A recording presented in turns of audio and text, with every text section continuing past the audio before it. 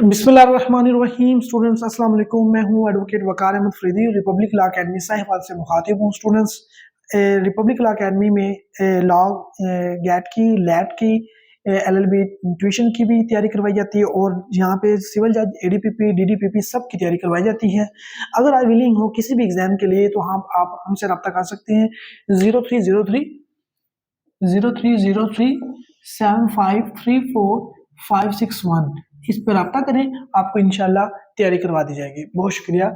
आगे बढ़ते हैं जी। आज हम पढ़ते हैं सेक्शन जो आर्टिकल 6 क्यूएसओ शुरू किया हुआ है।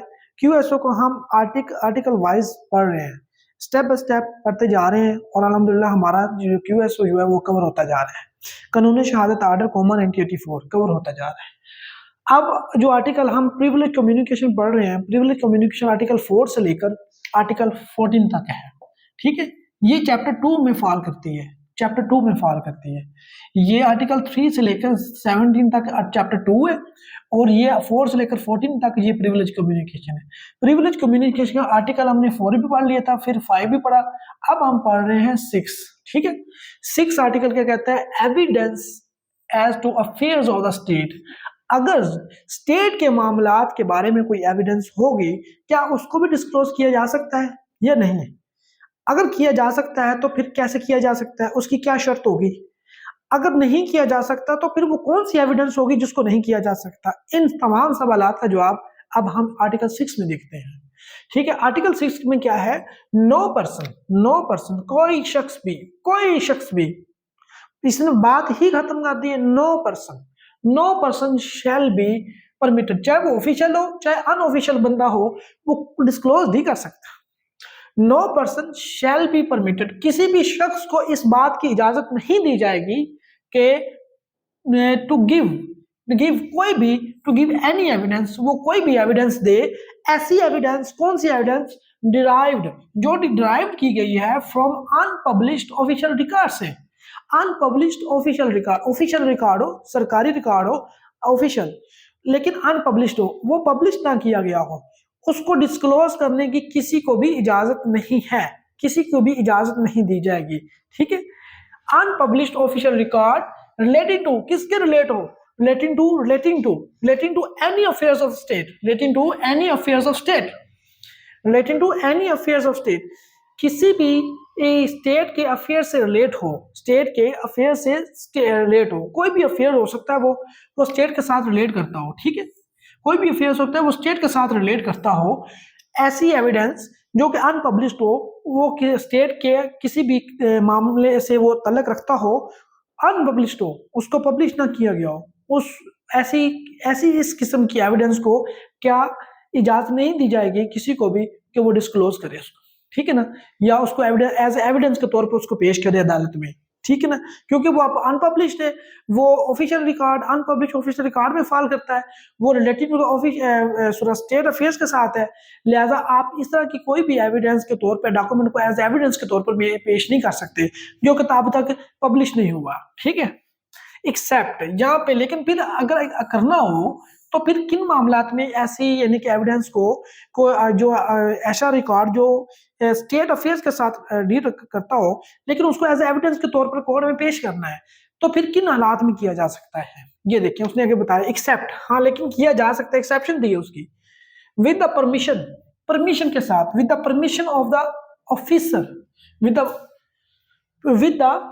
The permission of the officer की परमिशन के साथ। कौन सा officer? At the head of the department, जो हेड ऑफ द डिपार्टमेंट होगा उसकी परमिशन के साथ। Head of the department permission दे दे तो ठीक है, अदरवाइज नहीं।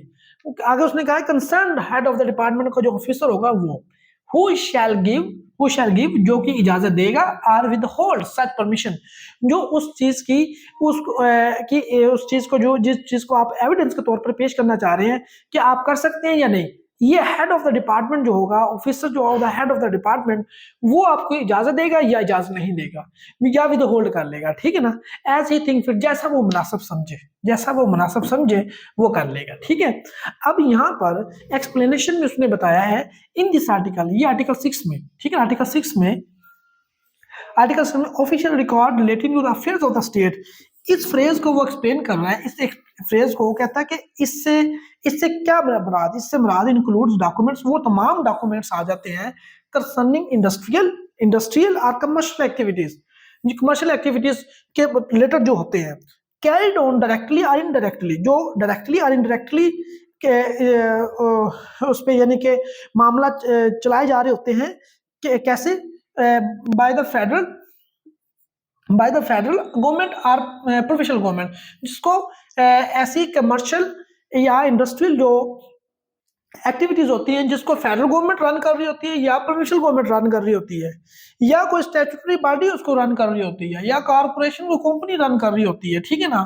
तो लेकिन वो जो कॉर्पोरेशन और company setup are controlled by the such government, या उसको फेडरल गवर्नमेंट कंट्रोल कर रही हो या उसको प्रोविंशियल गवर्नमेंट कंट्रोल कर रही हो, तो ऐसे डॉक्यूमेंट्स में किस में आते हैं, relating to the record, official record relating to the affairs of the state.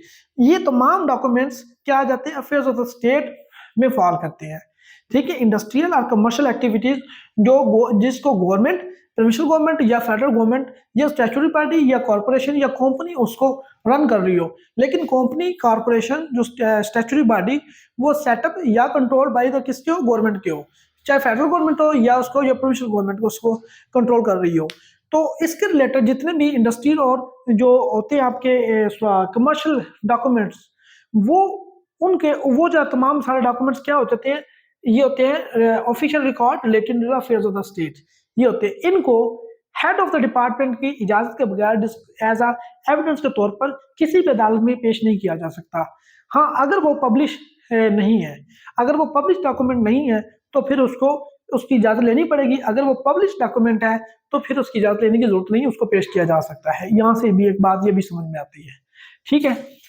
अब मैं आपको ये मैंने बता दिया, इसमें मैं मुख्तसर सा दोबारा रिपीट कर देता हूँ कि आर्टिकल 6 कहता है evidence as to affair of state, affair of the state के रिलेटेड कोई भी डॉक्यूमेंट है जो कि अनपब्लिश्ड है, मतलब पब्लिश नहीं हुआ, उसको एज एविडेंस के तौर पर आप नहीं पेश कर सकते।